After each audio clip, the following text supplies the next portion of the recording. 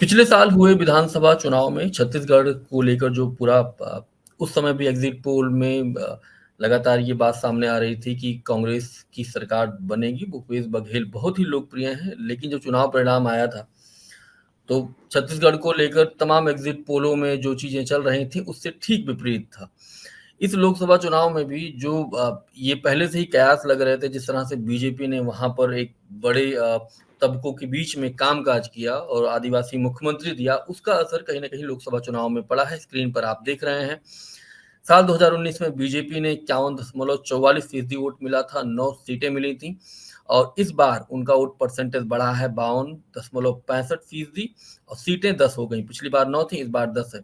वहीं कांग्रेस को आप देखिए तो पिछली बार साल 2019 में 41.51% वोट मिले थे, 2 सीटें मिली थी। इस बार वोट परसेंटेज भी उनका कम हुआ है, 41.06 है, और सीटें 1 मिली है।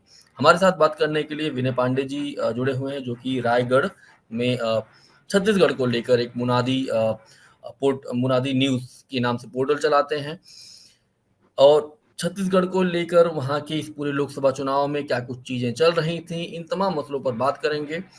सर, आपका बहुत बहुत स्वागत है। Thank you.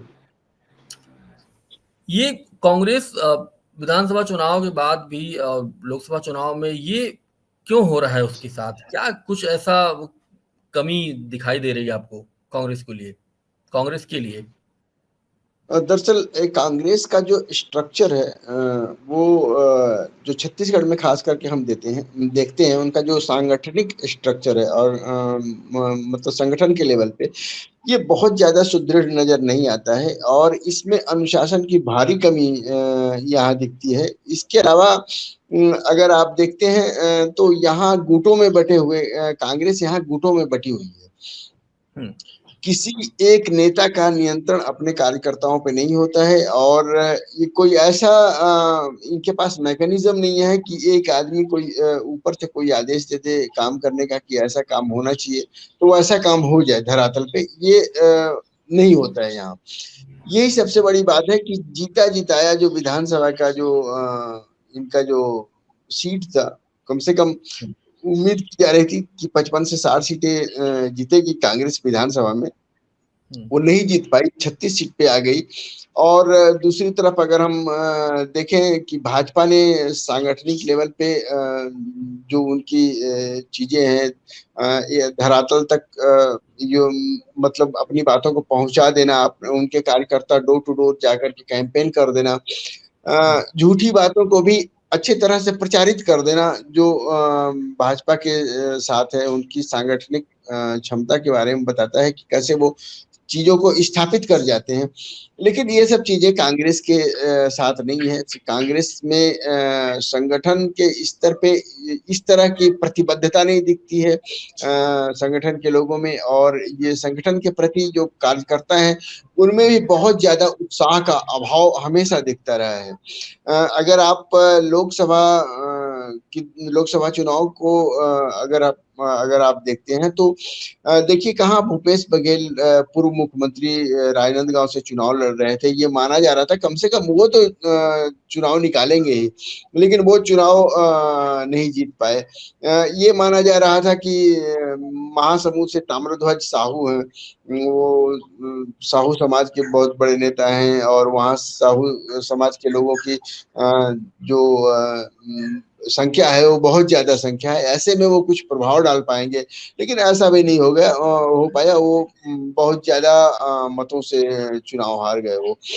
तो एक ले दे करके कोरबा सीट कांग्रेस ने जीता है, वो भी 29,000 समथिंग वोट से। और दूसरी सीट है कांकेर की सीट है, जहां वो सिर्फ 1,884 वोट से हारी।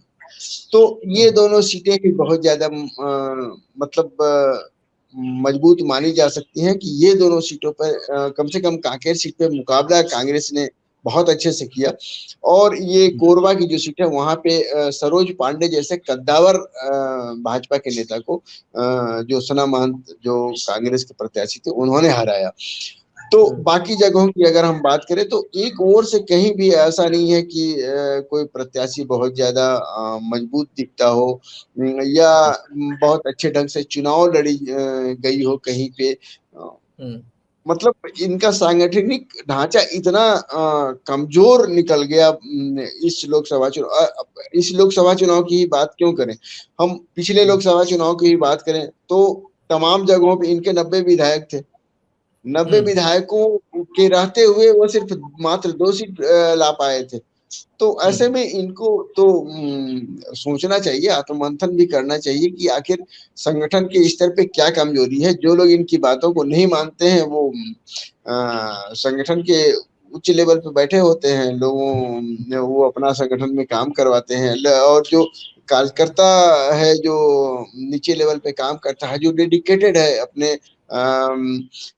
विचारों के प्रति, पार्टी के प्रति जो प्रतिबद्ध है, उनकी बातें कहीं ना कहीं नहीं सुनी जाती। यही कारण है कि ये जो इस तरह के परिणाम बार बार आ रहे हैं। कवासी लकमा को लेकर ये बताया जा रहा था कि बस्तर में काफी वो वर्कआउट भी कर रहे थे वहां पर, और उनका अच्छा खासा प्रभाव भी है आदिवासी समाज के ऊपर। मतलब विधानसभा चुनाव के बाद उस पूरे बेल्ट में लोकसभा चुनाव में भी सीट, मतलब वो हारी कांग्रेस। आपको क्या लग रहा है कि कवासी लकमा को अंदर खाने, अभी कुछ लोगों को मैं देख भी रहा था, जो लोग डिस्कस कर रहे थे, वहां के जो कांग्रेस के जो प्रदेश अध्यक्ष हैं, कुछ लोग उन पर आरोप लगा रहे थे कि जब वो दीपक बैज जब चुनाव लड़ रहे थे तो कवासी लखमा कुछ पैसा वैसा भिजवाए थे, और इसके बाद इस बार जब कवासी लखमा चुनाव लड़ रहे हैं तो दीपक बैज कुछ ना कुछ वहां पर अंदर खाने कुछ किए हैं। आपको लग रहा है ऐसा? ये सब चीजें तो कांग्रेस में आम है कि कहीं कोई किसी को कहाँ पे गच्चा दे रहा है, कहाँ पे कौन किसकी टांग खींच रहा है। एक प्रतिबद्धता तो नहीं दिखती, कम से कम कांग्रेस के अंदर, जो संगठन के अंदर जो प्रतिबद्धता देखनी चाहिए थी वो तो बिल्कुल नहीं दिखती है। और ये कहानी सिर्फ कवासी लखमा और दीपक बैज की नहीं है। हर लोकसभा में अगर आप जाएंगे, हर लोकसभा की बात करेंगे तो हर लोकसभा में आपको ऐसी कहानियां मिलेंगी। भाजपा के अंदर ऐसी कहानी बहुत कम मिलती है वहां भी, लेकिन बहुत कम मिलती है। तो यहाँ के जो नेता है अपने लिए चुनाव लड़ते हैं, और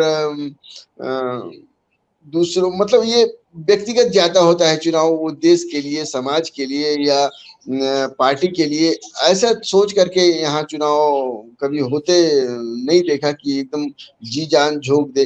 अगर हम 2018 का विधानसभा चुनाव भी हम देखें तो लोगों ने कांग्रेस को जिताया था। कांग्रेस अपने दम पे नहीं जीती थी, लोगों ने जिताया, इतना जिताया कि वो 90 में से 68 सीट उनको दे दी। तो लेकिन अब उन सब चीजों से सबक नहीं लेती है। अगर पार्टी उन सब चीजों को, अपनी गलतियों को बार बार दोहराती है, पार्टी या पार्टी के लोग इन सब चीजों को ज्यादा तरजीह नहीं देते हैं, तो ऐसे में फिर और कमोबेश यही स्थिति एमपी की भी है, यही स्थिति छत्तीसगढ़ की है। छत्तीसगढ़ एमपी से ही निकल करके बना है, और दोनों स्टेट की स्थिति देखिए तो कांग्रेस की वही है और भाजपा की भी लगभग वही अभी। ये जो भूपेश बघेल को लेकर ये बात लगातार हो रही थी कि पूरा चुनाव अगड़ा बनाम पिछड़ा हो जाएगा, जैसे उत्तर प्रदेश में हो रहा है, हुआ, और बिहार में भी कमोबेश ये स्थिति बनी हुई थी कि भूपेश बघेल इस बार लड़ रहे हैं, जीत जाएंगे। अगर आप देखें तो बहुत ज्यादा वोटों का अंतर नहीं, 44,000। पिछली बार तो अगर आप पूरे आंकड़े अगर देखें तो 2-2 लाख, 2.5 लाख, 1.5 लाख के आसपास थे। तो वोट परसेंटेज के हिसाब से देखें तो कांग्रेस एकदम बराबर है। तो वो कौन सा वोट है जो बीजेपी में शिफ्ट हो जा रहा है, कांग्रेस से भी जा रहा है, और कांग्रेस में वापस आ जा रहा है?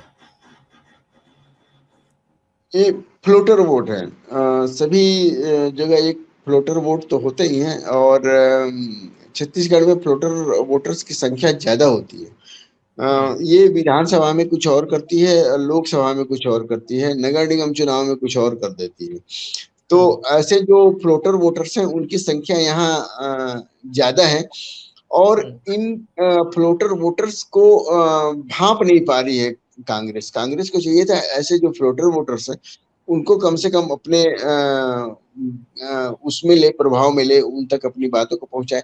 दरअसल देखिए, सबसे बड़ी बात यह है कि जब आपकी कुछ योजनाएं होती है, जब आप घोषणा करते हैं, आपका घोषणा पत्र जारी होता है, तो उन सब चीजों को लेकर के आप ग्राउंड लेवल तक जाएं, कार्यकर्ताओं तक जाएं। कार्यकर्ता आपका आदि मतलब पर्सन टू पर्सन एटलीस्ट, मतलब पर्सन टू पर्सन न सही, मतलब हर गांव में जाए, हर गली कूचे में आपकी चर्चा तो एटलीस्ट हो ना, ऐसा। लेकिन अगर कुछ लोकसभा सीटों की को हम अगर छोड़ दें, जैसे राजनांदगांव हुआ, बस्तर हुआ, कांकेर हुआ, महासमुंद हुआ, ऐसे कुछ चार पांच लोकसभा क्षेत्रों को छोड़ दें, तो कई ऐसे लोकसभा क्षेत्र थे जहाँ के कई बूथों पर कांग्रेस के एजेंट नहीं थे। तो ऐसे में जब आप बूथों पर एजेंट नहीं खड़े कर पाएंगे तो कैसे आप जीत पाएंगे। जब राजनांदगांव में शिद्दत से लड़े भूपेश के साथ लोग, वहाँ के स्थानीय कार्यकर्ता, वहां भी बहुत ज्यादा फूट थी। भूपेश बघेल बनाम भूपेश बघेल के विरोधी कांग्रेस, वहाँ वहां भी दो फाड़ हो गए थे। जैसे ही वो चुनाव लड़ने की घोषणा हुई, एक कांग्रेस के नेता मंच पे ही उनके बारे में कुछ कुछ बोल दिए, उनको हटाया गया, जो भी जैसा भी। लेकिन ये तो चलता रहा ना। कांग्रेस में ये चीजें जब शुरू हो गई, मतलब शुरू है, तो उनको ठीक करने के लिए, उनको ऐसी चीजों को मतलब जो रिपेयर करने के लिए जो मैकेनिज्म होना चाहिए था, उन मैकेनिज्म का इस्तेमाल नहीं किया गया। उन सब कोई ऐसा चीज लागू नहीं किया गया जिससे कार्यकर्ताओं में जोश आए, कार्यकर्ता अंदर तक जाए। और सच पूछिए तो जो कांग्रेस के कार्यकर्ता हैं, जो जमीनी कार्यकर्ता जितने भी थे, सबसे ज्यादातर लोगों से मेरी बात होती रही है, होती रहती थी, वो एक्चुअली चाहते थे कि कांग्रेस यहाँ जीते। भाजपा का शासन आ गया तो कम से कम हमारा सुनने वाला कोई हो, वो चाहते थे कांग्रेस के कार्यकर्ता। लेकिन कुछ न कुछ, मतलब कुछ न कुछ क्या, बहुत सारी कमियां थी जिस पे ध्यान नहीं दिया गया। यही कारण है कि यहाँ ऐसे हालात बने। ये आखिरी जब मतगणना हो रही थी, उसी के 2 दिन पहले भूपेश बघेल ने और देवेंद्र यादव दोनों लोगों ने ट्वीट किया था, जिसमें कुछ ईवीएम के नंबर कैसे मिसमैच हो रहे हैं, वहां पे ईवीएम का नंबर दूसरा था, जो फॉर्म 17 के जिसकी बहुत सारी चर्चा है। आपको लग रहा है ऐसा कुछ हुआ, हो सकता है ऐसा, जैसे बिलासपुर में 600 बता रहे हैं ईवीएम नहीं रखवाई गई हैं, भूपेश बघेल साहब भी वही कमोबेशी है, मतलब वही आरोप दोहरा रहे थे। आपको लग रहा है ऐसा कुछ हुआ, हो सकता है ऐसा भी कुछ हुआ हो? भूपेश बघेल और देवेंद्र यादव दोनों ने इस मामले में प्रेस कॉन्फ्रेंस भी किया, उन लोगों ने ट्वीट भी किया, उन लोगों ने नंबर के साथ वो चीजें जारी की।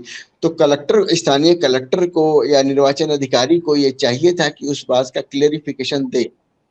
लेकिन उस बात का मीडिया के थ्रू कोई क्लेरिफिकेशन न तो वहाँ राजनांदगांव कलेक्टर ने दिया, न ही बिलासपुर के कलेक्टर ने दिया।